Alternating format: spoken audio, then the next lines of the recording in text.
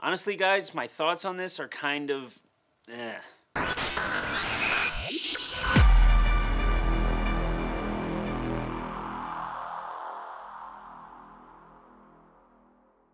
Alright guys, now I just want to mention here real quick that yes, I'm fully aware of who Chris Bumstead is. I know that he's an IFBB pro, a well-accomplished professional bodybuilder, won the Olympia multiple times, the classic physique division, okay? Having said that, I do have overall, kind of a bit of reservation when it comes to his app here. A lot of feedback when it comes to it. Things that need to be improved or are missing or needs to be done better, especially when it comes to the workouts. I think they could be programmed better. Okay, so while yes, I'm fully aware that he is a professional bodybuilder, a very accomplished one, who's done amazing things with himself, with his training, finding out what works best for him, I think that he needs to program a bit better. And the reason I'm mentioning these things is because I'm sure there are some of you who are watching this thinking that he's the IFBB pro, he's way more jacked than I am, I'm not. Okay, yeah, that's true. But that doesn't necessarily mean that he knows a hell of a lot more than I do or other people. Okay, just because somebody is necessarily an IFBB pro doesn't mean that they're an expert on the subject. There's a ton of IFBB pros who I would never recommend that you get advice from. I'm not saying Chris is one of those. I'm not saying that at all, okay? But I'm just saying in general that can be a lot of times the case. Not to mention that a lot of IFBB pros have trainers themselves. They're not necessarily training themselves. They have their own trainers that are helping them prep for their contests that they go to the experts for help, okay?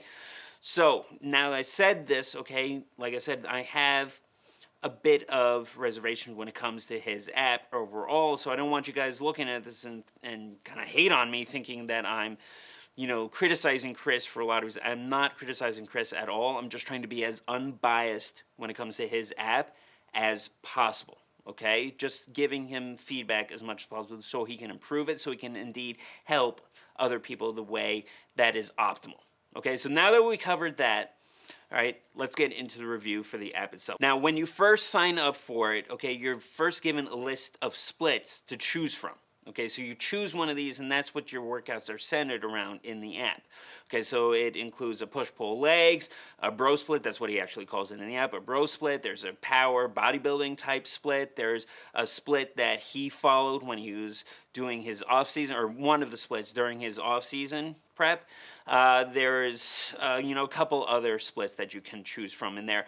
So once you choose one of those, then you're given 1 week worth of workouts. Okay, just 1 week, not a full-on workout or full-on program, just 1 week worth of workouts that you follow along with. And then once you get into the next week, it changes, and then you can follow along for those. And then if you don't want to continue on this particular split, let's say you do that split for a month or two, and then you want to try a different split, you can change it. It's not like you choose it initially and then you're stuck with it forever. You can change the split if you want to. Then for each workout during that week, you can click on it and it shows you exactly what to do for that workout. Okay, so it shows you the exercise, a little video demonstration on how to do that exercise, which I think is great. I'm glad he included this.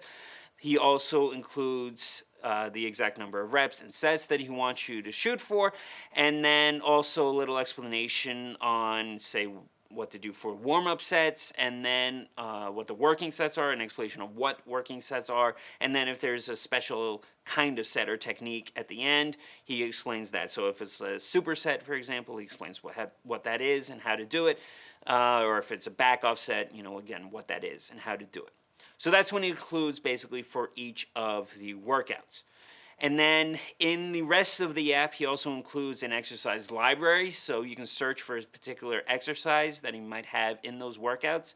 And for that, he shows a video demonstration of it. So if there's a specific workout that if there's a specific exercise that you want to look up, you can in that exercise library. It includes every single exercise that he includes on that app there. And then he also has a blog there, which at the moment only has 4 entries, one on him beginning his diet and prep for the Olympia, one on how to train at home, type of a split or a home workout that you can do, another one on the supplements that he takes, not only stuff like protein powder, but also the vitamins that he takes. And then finally, there's also one on exercise technique 101. That's what he calls it. So he provides a little explanation of some basic exercise principles, talking about time under tension, progressive overload, the importance of those, and then a few other things like what working sets are, supersets, how to warm up, and then there's also one on pre-exhaustive training. So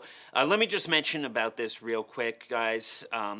There's not a whole lot of evidence when it comes to pre-exhaustive training on whether it's effective or not. For those who aren't aware, pre-exhaustive training is essentially doing a body part before you get onto ones that are more exhausting. So to give you an example of this, you might do leg extensions before you do a leg press or a squat, because you're trying to pre-exhaust your quads before you get into another heavily dominant quad exercise or compound movement. The science behind this, or the theory behind this, I should say, is that it helps to aid in hypertrophy a bit more. You're really pumping up your quads, for example, in this particular example, okay, which can aid with more and more hypertrophy. Having said that, there's not honestly a whole lot of evidence for pre-exhaustive training, and whether or not it's actually effective or not in aiding with hypertrophy. There's just not enough evidence for it. It's more theory right now than anything else. So maybe it works for some of you, for others maybe not. But for right now, it's not a vital thing or super important thing that you need to do. He kind of explains it in this blog here that it is an important thing to do, or that you should be doing it. I disagree with that. Again, because it's all based on theory right now, not enough evidence to prove it. There's a ton of people out there who've had, including IFBB pros, that have, made amazing progress without doing that type of training. Okay, so some say it works, some say it doesn't. There's just not enough evidence to say whether it does. So don't feel like you absolutely have to do pre-exhaustive training, or that you should be doing it, okay? Now, getting back into the app, again, what's included, there's also a link to a private Facebook group where you can then make posts on either your progress or ask questions for other members. You can have a discussion going on similar to like a forum. And then you can also participate in live Q&As with Chris himself. So he'll answer your questions, whatever you have over that hour to however long he has his Q&As for. And then there's also giveaways, stuff like that. So I think that's a good thing to include, kind of have that community type of feel to it, where you can have your questions asked, if you have a question in particular, about a particular exercise or a workout for that day, you can ask it in the Facebook community. Okay, so now getting into a bit of feedback here. The first thing is the workouts. They're okay, but they're not anything spectacular or special. Honestly, if I'm, again, being completely honest, they're the type of workouts that you can get for free right now on a website like T-Nation or bodybuilding.com or one of those places, okay? And again, he only gives you one workout a week, okay? You can't follow a full-on program or have full access to it. And then when it gets to the programming itself, I have some honest feedback or reservations when it comes to it. So, again, he's maybe an IFBB pro, but from what I can see from his programming, okay, he's putting on what works for him because, again, he has amazing genetics, so pretty much anything will work for him, and he's also on performance enhancers. Okay, there's not a single IFBB pro that isn't. Okay, so he can pretty much do whatever he wants, and he'll still look the way that he does now. But it doesn't mean that you necessarily will. And I feel that way, honestly, when it comes to the programming in here for his workouts. And there's some stuff that honestly doesn't make a whole lot of sense. One of those is exercise order when it comes to some of those workouts. For example, when I looked in the push-pull leg split on the legs day, the one whole workout was in honestly a reverse order of what I would do or recommend.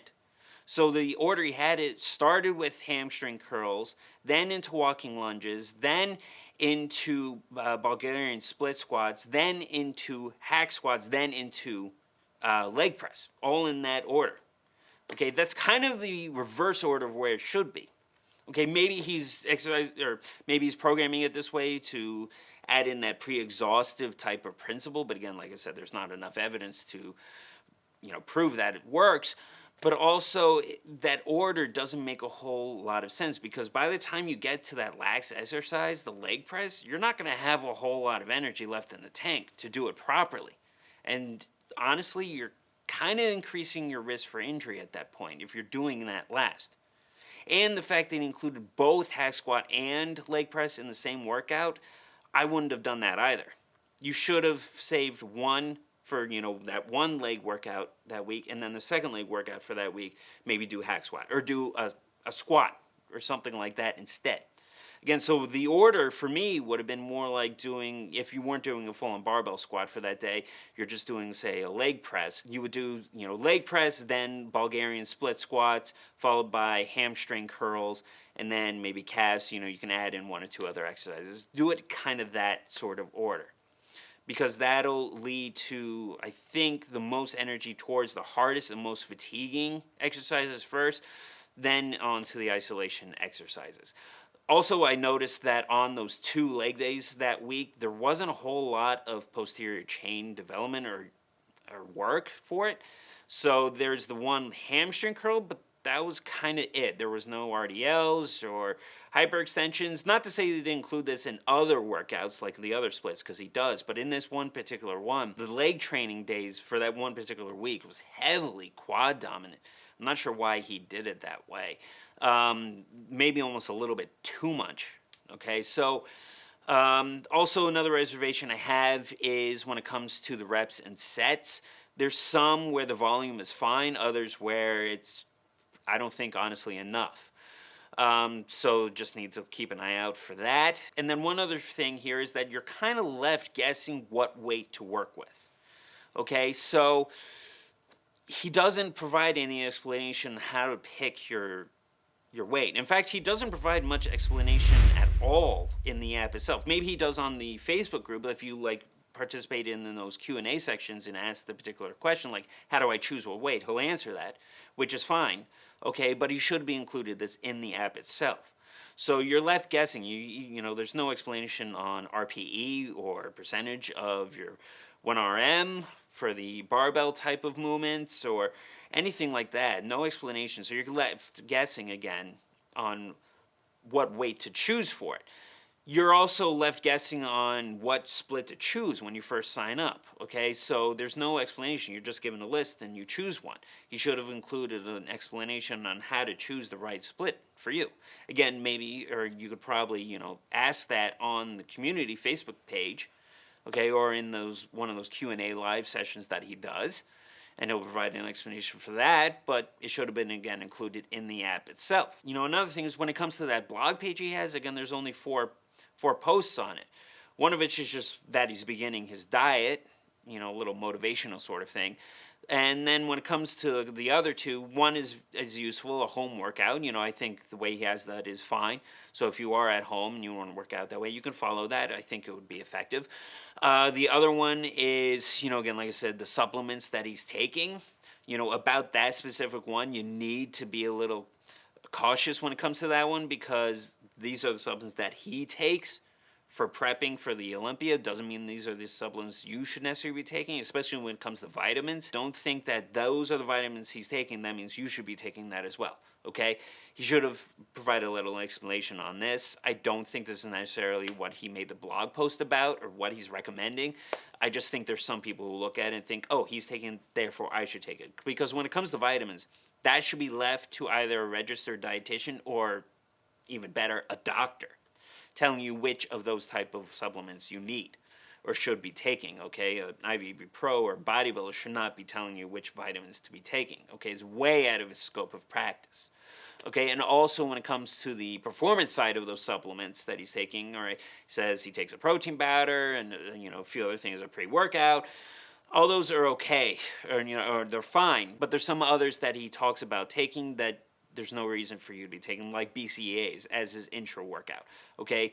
When it comes to the actual research, what it suggests is that BCAAs are honestly basically useless. Okay, when the researchers did a study on this, proper study on this, or a couple studies on this, one group that was taking a protein powder, specifically whey protein powder, and then another group that was taking just BCAAs.